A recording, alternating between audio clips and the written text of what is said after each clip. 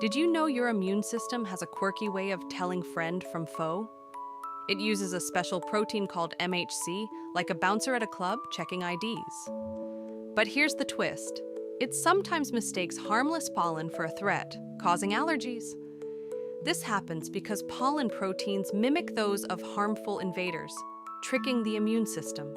It's like mistaking a friendly dog for a wolf. This quirky mix-up is why some of us sneeze around flowers. So next time you sniffle, remember your immune system's little identity crisis.